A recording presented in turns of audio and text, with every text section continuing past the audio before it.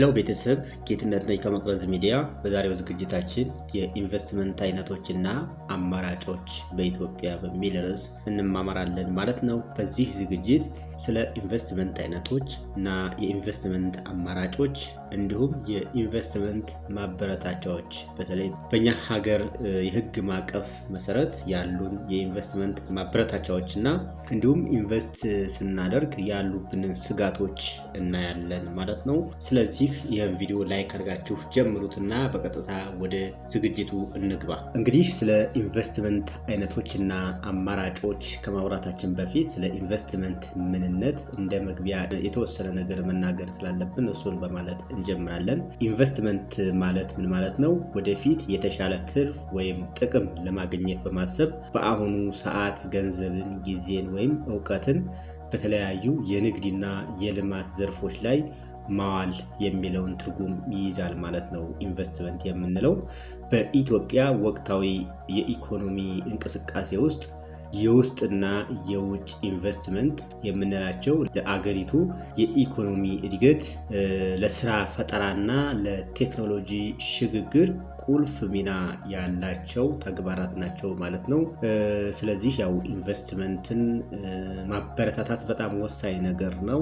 እንዲበረታታ ደግሞ ያው ግንዛቤው ማደግ ስላለበት አሁን ላይ ያለው የኢንቨስትመንት ኦፕሽን ያው ምናልባት ትንንሽ ሳንቲም ያላቸው ሰዎችም ኢንቨስት ማድረግ እንዲችሉ የሚያስችል ማዕቀፍ እየመጣ ስለሆነ ከወዲሁ ጽንሰ ሀሳቡን ኢንተርቴን ማድረጉ ጽንሰ ሀሳቡን በደንብ ተገንዝበን እድሎች ሲመጡ እድሎቹን ለመውሰድ እድሎቹን ተጠቅመን ስኬታማ ለመሆን ወይም ደግሞ የራሳችን ኃላፊነት ለመወጣት እንድንችል ስለሚያግዘን ያንን ታሳቢ በማድረግ ነው ማለት ነው ይህን ዝግጅት እያዘጋጀን ያለ ነው። ስለዚህ ከዚህ ቀጥለን እንግዲህ የኢንቨስትመንት አይነቶች ምን ምን ናቸው የሚለውን እንመለከት። ሜን ታይፕስ ኦፍ ኢንቨስትመንትስ የሚለውን ስንመለከት በአጠቃላይ ኢንቨስትመንትን በሁለት ዋና ዋና ክፍሎች ከፍለን እንመለከተዋለን። እነሱም አንደኛ ቀጥተኛ ወይም ቁስ አካላዊ ኢንቨስትመንት የምንለው ሲሆን ሁለተኛው የኢንቨስትመንት አይነት ደግሞ የፋይናንስ ኢንቨስትመንት ወይም ፋይናንሻል ኢንቨስትመንት የምንለው ነው ማለት ነው። የፋይናንስ ኢንቨስትመንት ቀጥታ ሳይሆን በተዘዋዋሪ ኢንቨስት የምናደርገው ነው። ቀጥታ ወይም ቁስ አካላዊ ኢንቨስትመንት ስንል ምን ማለታችን ነው?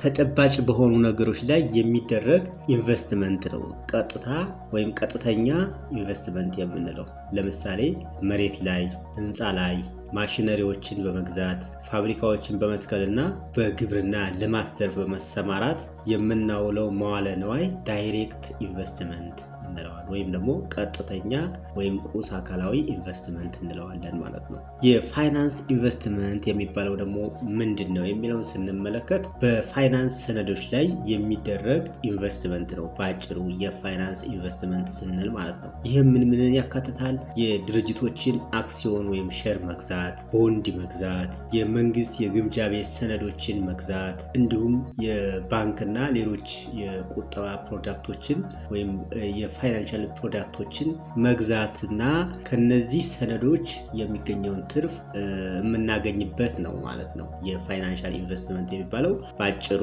የፋይናንስ ሰነዶችን ገዝተን እነዛ ሰነዶች የሚሰጡንን ጥቅም፣ እነዛ ሰነዶች የሚሰጡንን መብት እንድናገኝ የሚያስችለን የኢንቨስትመንት አይነት ነው ማለት ነው። እንግዲህ የኢንቨስትመንት አይነቶች እነዚህ ሁለቱ ናቸው። ከዚህ በመቀጠል በኢትዮጵያ ውስጥ ያሉ ቁልፍ የኢንቨስትመንት አማራጮች ወይም ኢንቨስትመንት ኦፕሽንስ የሚለውን እንመለከታለን። እንግዲህ በዚህ ውስጥ እንግዲህ በሀገራችን በኢትዮጵያ ነባራዊ ሁኔታና ወቅታዊ መረጃዎችን መሰረት በማድረግ ያሉንን አማራጭ የኢንቨስትመንት ሀሳቦች እንመለከታለን ማለት ነው። ከዚህ ቀጥለን ኦኬ 7 የሚደርሱ የኢንቨስትመንት አማራጮችን እንመለከታለን። የመጀመሪያው የኢንቨስትመንት አማራጭ የግብርና ማቀነባበሪያ ዘርፍ ላይ ኢንቨስት ማድረግ ነው።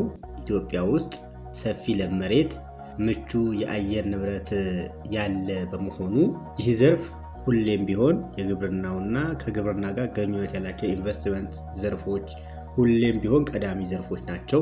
በግብርናው ዘርፍ ኢንቨስት ማድረግ ለሚፈልጉ ሰዎች ያለው አማራጭ ምንድን ነው ብለን ስንመለከት የቡና ላይ፣ ሰሊጥና ቅመማ ቅመም ልማት ላይ፣ የአበባና የአትክልት ልማት ወይም ሆርቲካልቸር የምንለው ዘርፍ ላይ፣ የእንስሳት እርባታና የወተት ተዋጽኦ ልማት ላይ፣ የጥጥ ልማትና የጨርቃጨርቅ ግብዓቶችን አቅርቦት ላይ እና ሌሎችም አማራጭ የኢንቨስትመንት ዘርፎች አሉ ማለት ነው ግብርናው ውስጥ። ሁለተኛ ላይ የምናገኘው አማራጭ የኢንቨስትመንት ዘርፍ የማኑፋክቸሪንግ ወይም የኢንዱስትሪ ዘርፍ ነው። እንግዲህ በዚህኛው ዘርፍ ደግሞ ያለውን እድል ስንመለከት መንግስት በኢትዮጵያ ኢንዱስትሪያል ፓርኮች በኩል ያው ሰፊ ማበረታቻ የሚደረግበት ዘርፍ ነው ማለት ነው። መንግስት በኢንዱስትሪ ፓርኮች በኩል የኢንዱስትሪውን ዘርፍ ለማበረታታት ጥረት እያደረገ ያለበት ሁኔታ አለ።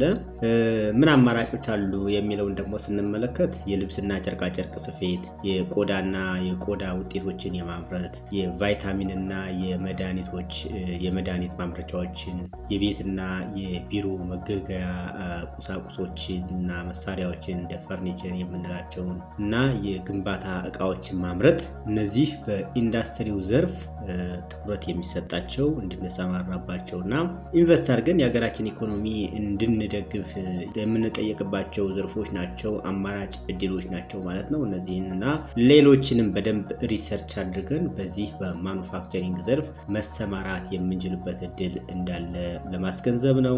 ሶስተኛው የኢንቨስትመንት አማራጭ የሪል ስቴት እና የግንባታ ዘርፍ ነው።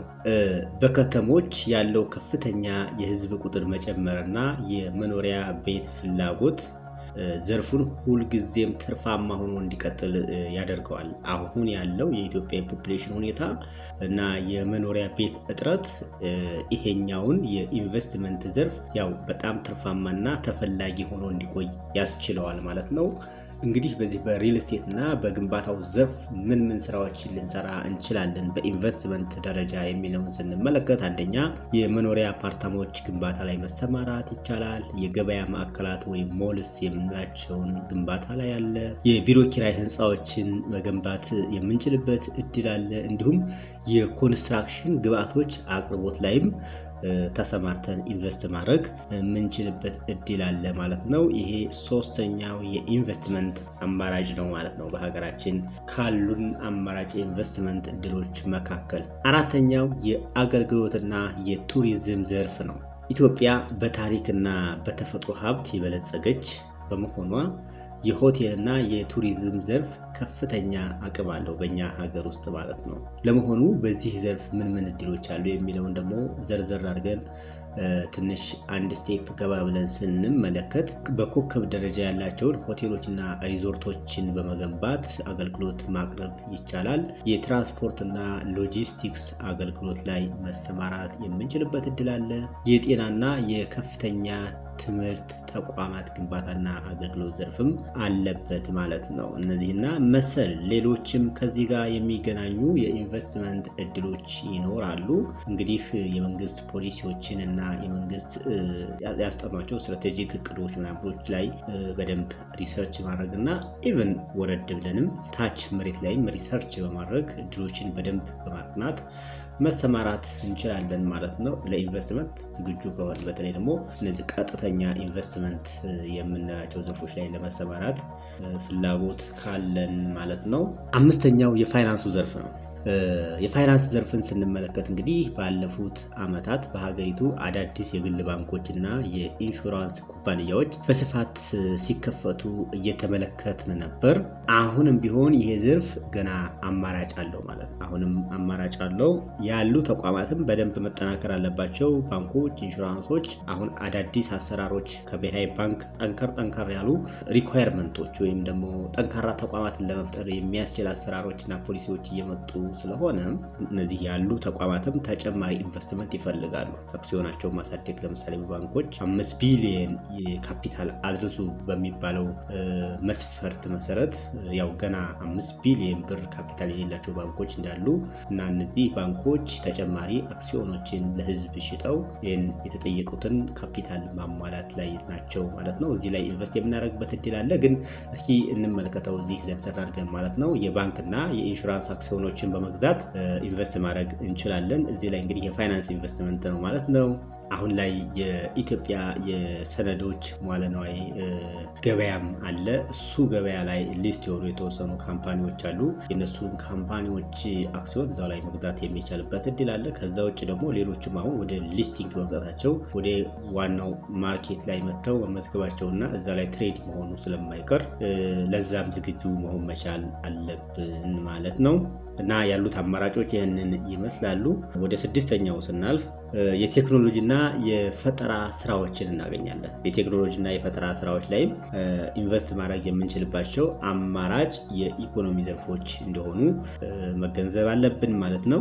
የዲጂታል ኢትዮጵያ 2025 ስትራቴጂን ተከትሎ የቴክኖሎጂ ስራዎች ፈጣን እድገት እያሳዩ ያሉበት ሁኔታ ነው ያለው አሁን ላይ በሀገራችን። በዚህ ዘርፍ እንግዲህ በፋይናንስ ቴክኖሎጂ፣ ፊንቴክ በምንለው በኢኮሜርስ መድረኮች እና በሶፍትዌር ማበልጸግ እና የዲጂታል ክፍያ አማራጮችን በማበልጸግ በኩል በሚሰሩ ኢንቨስትመንቶች ላይ መሰማራት እንችላለን።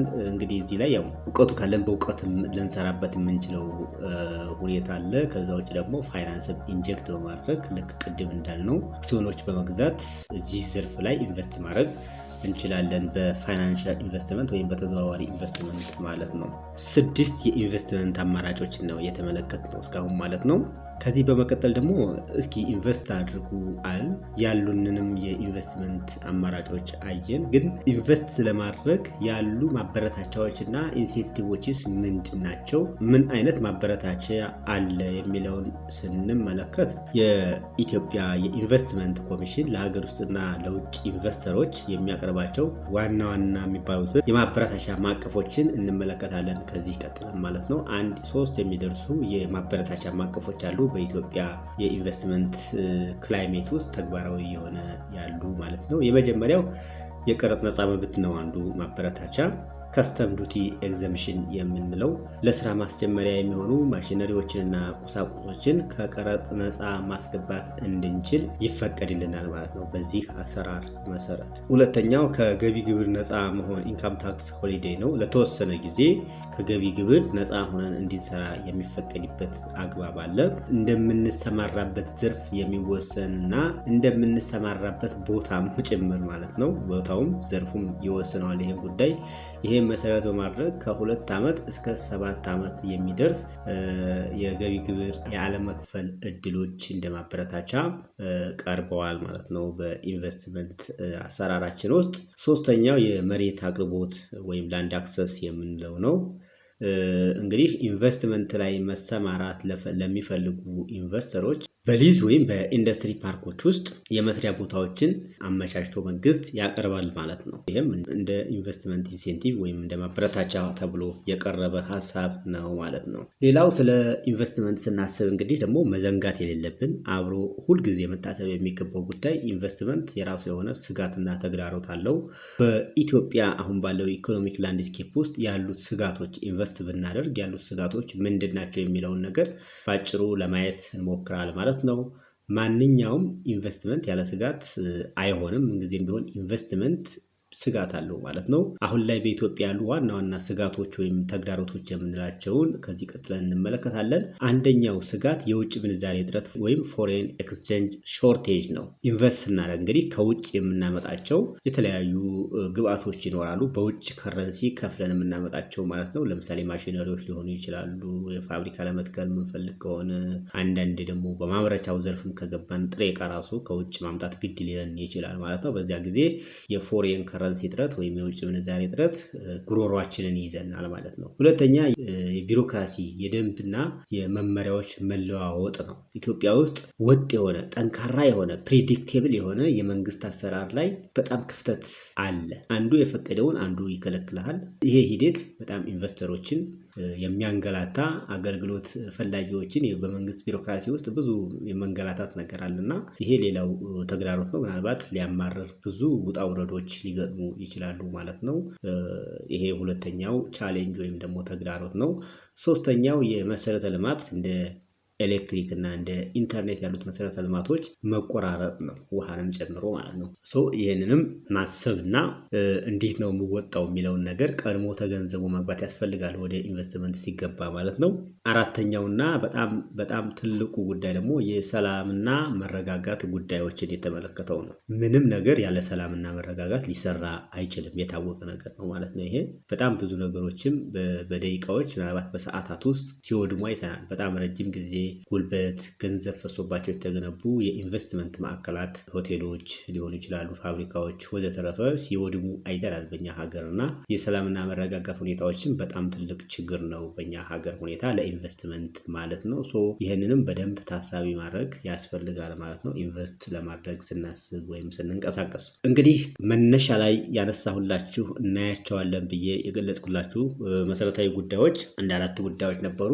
ሁሉንም አይተን ጨርሰናል፣ ወደ ማጠቃለያ ላይ ደርሰናል አሁን ማለት ነው። እንግዲህ በኢትዮጵያ ኢንቨስት ለማድረግ ከመነሳታችን በፊት ትልቅ የሆነ የገበያ ጥናት ወይም ፊዚቢሊቲ ስተዲ ማከናወን አለብን። ይሄ የማጠቃለያ ምክሬ ነው።